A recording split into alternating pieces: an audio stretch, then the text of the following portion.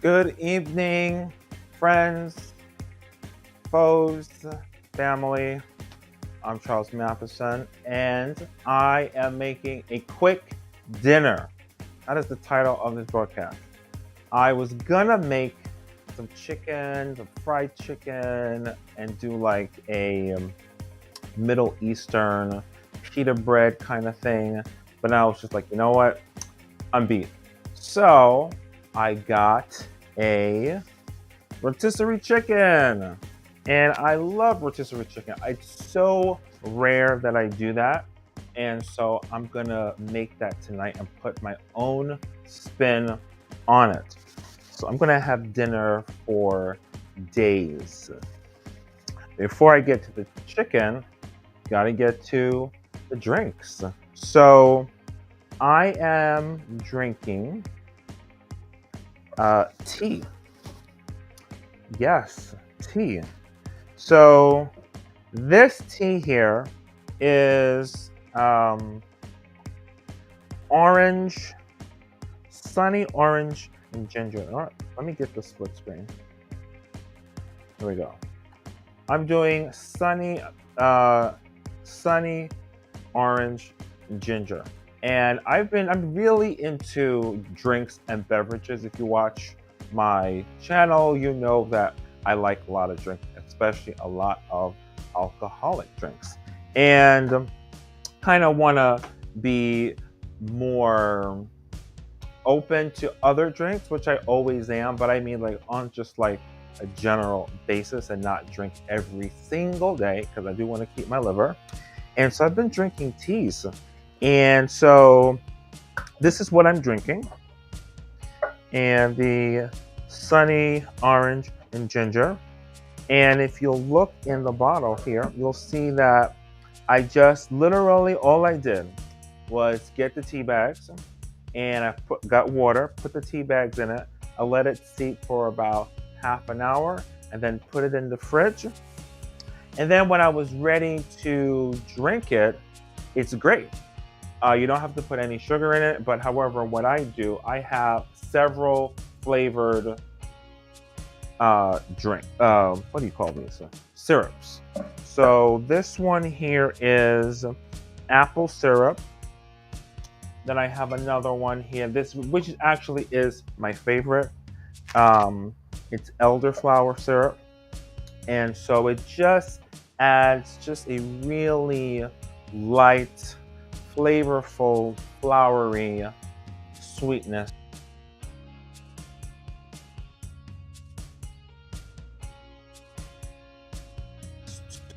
I find, because I find that with it's so delicious, it just gives it a more robust kind of taste. So you can get these on Amazon. There are tons of flavored syrups that can be used as sugars for teas or for sangria or for what have you. All right. So that's what I'm drinking. And I found that the teas that really work really well when they're cold, because not, at least to me, all teas work well when they're cold, are like the berries and the red colored teas. So like this one here, this one is this is strawberry pomegranate. This is absolutely delicious. And I use this with the elderflower syrup. And I have another one, wild raspberry hibiscus. And I had found another tea. I had gone to the Grand Central Station in Manhattan. It's a big train station, and they have a food court, and they have a tea center. And this tea center, I got to do a video on it, is just amazing. Just every kind of tea imaginable. And I got this hibiscus blend, very expensive blend. And that's actually how I started making these teas cold. I had the tea in my closet in my pantry for a while, and I'm like, I didn't want to drink it hot. I said, let me try it out cold, and now I've just like been a convert to just cold teas. So teas that are red colored appear, at least to me, to taste really, really well. So you get like 5 or 6 tea bags, and then you put it in this is about maybe half a gallon, and then you just let it sit for half an hour, and then you got a fly running around here. You got your tea. Let me just open up my little chat window here in case anyone comes on. Oh, it was open. All right, so that's it for teas. And then if you wanted to just, make it a little extra special, you could, of course, add, a little... Yeah. All right. So now to the main course. So I got my rotisserie, and came with this cute little handle. Never seen that before. It's just like after work, you just run, get your chicken. All right. I think the last time I bought a rotisserie chicken was maybe 4 or 5 years ago. I rarely ever do this. All right. So let's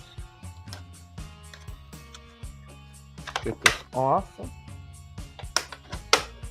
All right. So there we go. And I am going to, before I actually cut it off a piece, I'm going to make a dressing. Now, as I was going just like to buy it, I always like, whenever I'm making something that's kind of like ordinary, think about how can I put my mark on it. So I was walking by this chicken restaurant by my house here in Clinton Hill, which I pass by all the time. It's called The Fly. It's a chicken restaurant, very, very popular here. And I saw like a dressing on the chicken, and I said, you know what? Honey balsamic dressing. That literally just popped into my head, and I'm like, that's what I'm gonna do. So let's make that. This is gonna be very simple. So I'm gonna get some fresh honey. All right. And I'm also this is gonna be for the chicken and also for my salad. I'm making a salad with this. Often when I make just any kind of like meat, I pair it with a salad. I'm really vegetable forward. Vegetable forward means that you eat meat, but the vegetables are like the main course, the main thing. All right, so I'm gonna add some balsamic vinegar, and then I'm gonna just mix, literally. Yeah. Oh, actually, no. I'm gonna actually add some olive oil.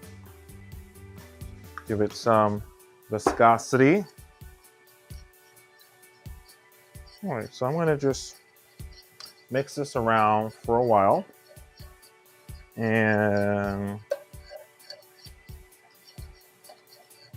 like sweet and savory is the way to go. Like, I love sweet and savory with everything. It's just like, it's like the best. There is a seasoning. It's called tajin. You may have tried it. It's like a lime, a chili lime like salt, and then you can put it on like fruit, like sweet fruit, and the combination of the two is just outstanding. Ooh, that is really good. Okay, so what I want to do first is I want to put my salad first. So I'm going to chop up my salad and then put the chicken right on top of it. All right, so This lettuce I was walking home 2 days ago, and they had this food pantry, and I guess they had extra. And someone asked me, she said, "Would you like some lettuce?" And I was like, "Sure." So I got me a romaine lettuce. All right, so I'm gonna chop me off some of this lettuce. So like I said, the vegetables are the star of the show here.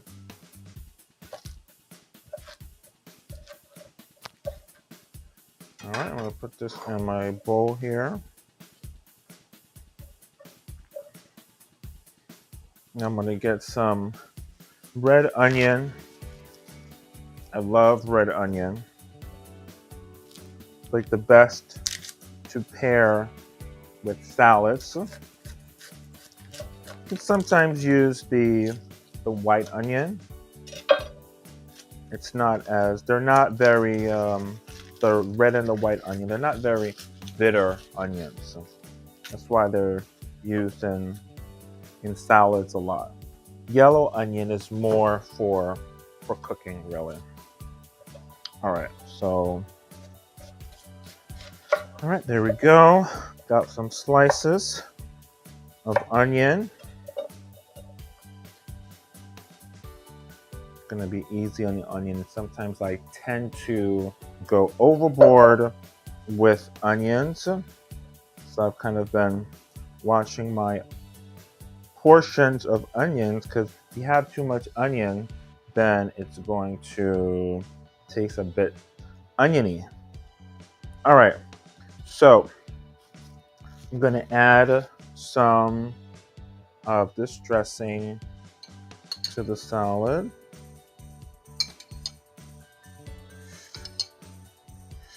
All right.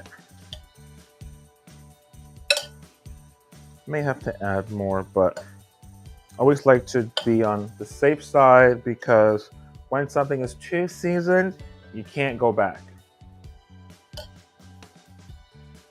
Okay. Now for the cutting up of the chicken. So I'm gonna use the white meat. All right, so I'm gonna cut from the center. All right. Another reason I made this dressing is because oftentimes these rotisserie chickens, they can be a little dry. So you want to make sure you have a dressing for them. Yeah, I can see the dryness of it, actually. All right. Okay, we're gonna a nice honey balsamic chicken salad. All right, so we're gonna put this in the bowl here.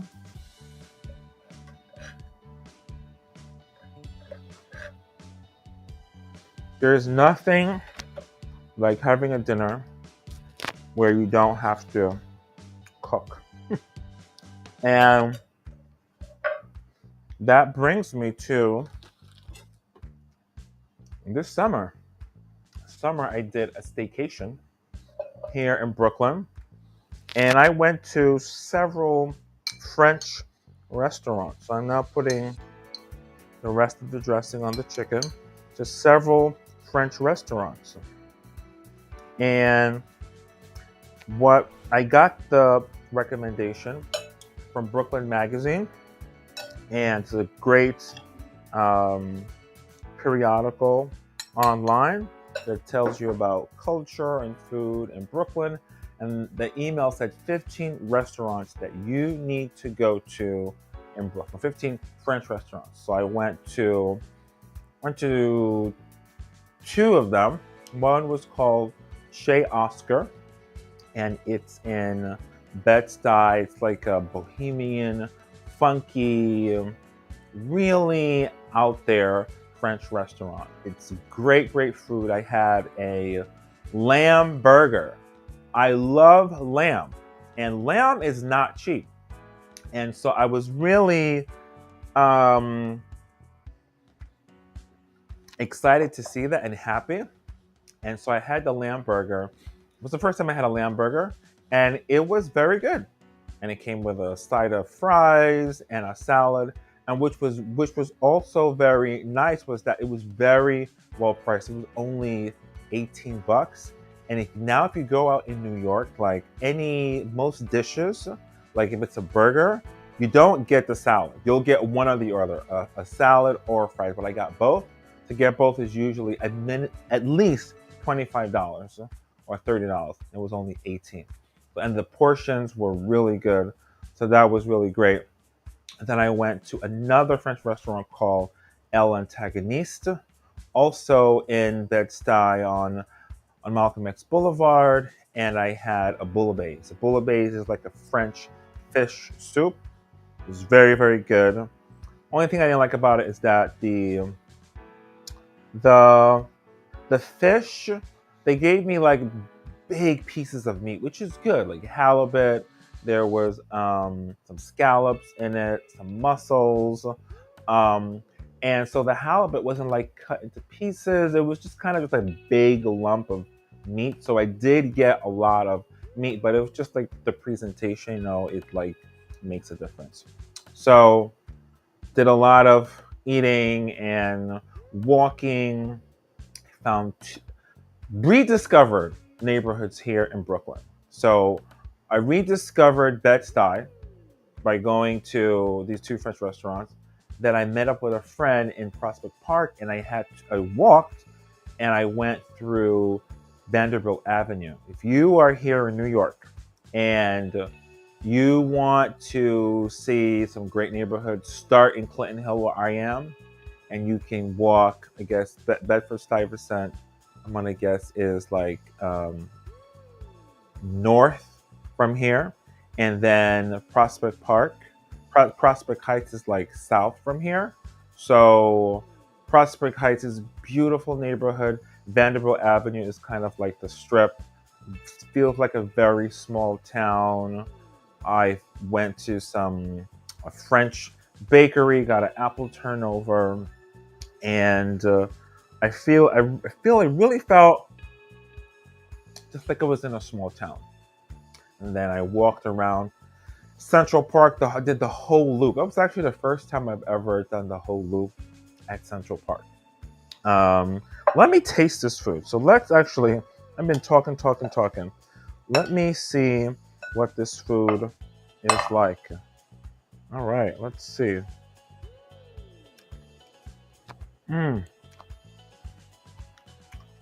Perfect.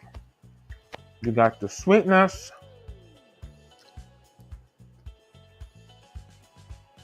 Of the honey. And then the acidity of the balsamic. And just like I thought, the chicken is dry. So it needs to have a dressing on it.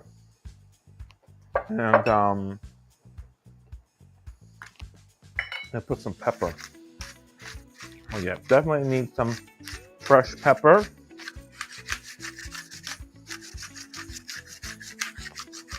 Yeah, now we're talking. Now we are talking. I love spicy food. So you see me putting a lot. That's actually not much. I usually put a Thai red chili on everything, but not today.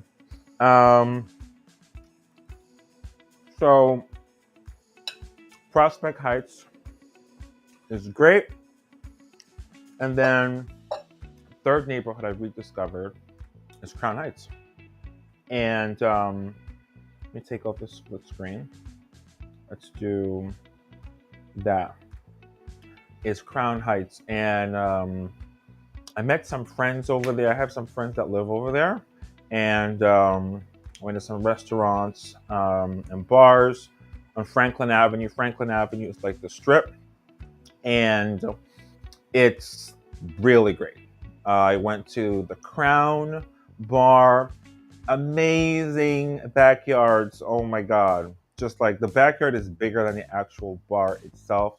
Great time if you want to go to Crown Heights. There's also Kissa Kissa. It is like a jazz themed lounge done very, very well, like 1920 style. They have like 1,000 records and they play the jazz records there in the bar itself. Great backyard. And then there's another restaurant I went to called Mado.